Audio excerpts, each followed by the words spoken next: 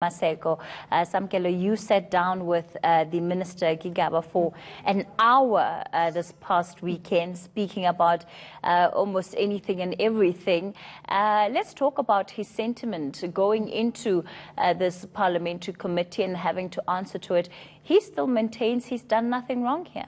Well, in the words of Malusi Gigaba, he basically admits he has done some wrong, but all of the major topical issues that have surrounded him on allegations of state capture, the Fireblade Aviation private VVIP private terminal for Nicky Oppenheimer and his family, he says he's done nothing wrong there. Everybody else seems to be in the wrong except Malusi Gigaba. Basically, he was not far from saying that Nicky Oppenheimer was lying. For instance, in some other media outlets, he did say it outright that Nicky Oppenheimer and his family are lying. He did not give them or give the head of any private terminal. I've seen a letter that's being circulated that was sent by some of his close comrades in the ANC, some of them MPs, some of them in key influential positions here in the province, saying that he has done nothing wrong, and he did, in fact, turn down the Oppenheimer's application for a private terminal at OR Tambo. So it seems as if it's a back-and-forth brawl between Nicky Oppenheimer's family and Malusi Gigaba, also him throwing in some political conspiracies in the mix. So it's a huge concoction of everybody throwing allegations at one another back and forth. But I mean, the Oppenheimer denial, he is basing that on what? On a letter, he says, the Oppenheimers wrote requesting a meeting, which, if they are to be taken on their word, how come they write a letter requesting a meeting if he had given them consent prior to them writing that letter? Is that? It's very puzzling for me, Vuyo, because you've got the Oppenheimers, Nicky Oppenheimer in particular, who writes minutes of a meeting he had with Malusi Gigaba. Malusi Gigaba doesn't refute that meeting taking place. He says, and the minutes, he says, but those minutes are Nicky Oppenheimer's version. He has his own version of minutes. He has his own version of the truth. So does Nicky Oppenheimer, who has his own version of the truth. So either one of these two gentlemen is lying. I don't want to say it's Malusi Gigaba or Nicky Oppenheimer, but it does seem like somebody is lying in this matter. Somebody is not telling the truth. For instance, when you look at the involvement of the ANC on this matter, in particular Ignatius Jacobs, who was a former general manager at Luthuli House, who was booted out on another allegation of fraudulent activity and monies that were not paid to a service provider without the knowledge of the Treasurer General of the ANC.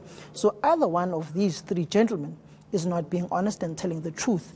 But if you've got Malusi Gigaba, who's got his back against the wall and who's on a media campaign to say like he's being targeted politically without going onto the substance of the matter of this Fireblade deal and how it came about, especially in a suspicious manner that it was the communication was particularly between the period of 2015 and 2016, prior to the local government elections, where you've got certain political parties who may have needed funding for their electioneering campaign, and how you've got Malusi Gigaba saying the ANC Secretary General and DSG had no knowledge of this matter, but it's only coming out now. Why was he quiet all along until now? And why is he refuting a lower court judgment, if I'm not mistaken, by the North Gauteng High Court, that he lied under oath, and he goes and says judges are disliking him and are basing their judgments on their dislike of him? It's very interesting. All right. If we take a look behind us, I understand the committee that's hearing the Fireblade matter tonight has just beginning to kick off its work. So they're handling some housekeeping issues before they get into the actual question session that they have with the minister tonight. Sam, before I let you go, how much blame can Malusi Gigaba lay at the door of the ANC? Because even in your interview, he continuously made reference to junior ANC officials who were acting under their own authority, who were giving the green light for things that they had no say over. And so that very much to me sounded like that may be one of the loopholes that he may be looking at, one of the gateways he may be looking at to explain what had happened here. He's basing all of these allegations and saying decisions were made by junior staff members in his department when he was still there at Home Affairs and also at Luthuli House. For me, it seems as if it's someone who is following in the footsteps of a former high-profile political figure in this country, who always moved the blame from himself and even asked certain questions at a time. What have I done? So it's a similar modus operandi politically of playing victim and not wanting to thoroughly account for your own misdeeds and fraudulent or allegedly fraudulent deals that you may have been involved in with the political backing of your party or not your party. So it looks as if there is some untruths being told from both sides of the story, whether it be Nikki Oppenheimer or Malusi Gigaba. The committee that's currently sitting now, the Home Affairs Committee in Parliament, needs to get to the bottom of this issue, even if it means the ANC itself calling in the former general manager, Ignatius Jacobs, to come and speak on this matter. It's very surprising for me that Ace Magashule, the ANC Secretary General, has been very mum on this issue. The current DSG of the ANC was there when Gwede Mantashe was SG. Jesu Duarte, whom Malusi Gigaba mentioned in that interview that she had knowledge of this and had heard of it, has said nothing till today.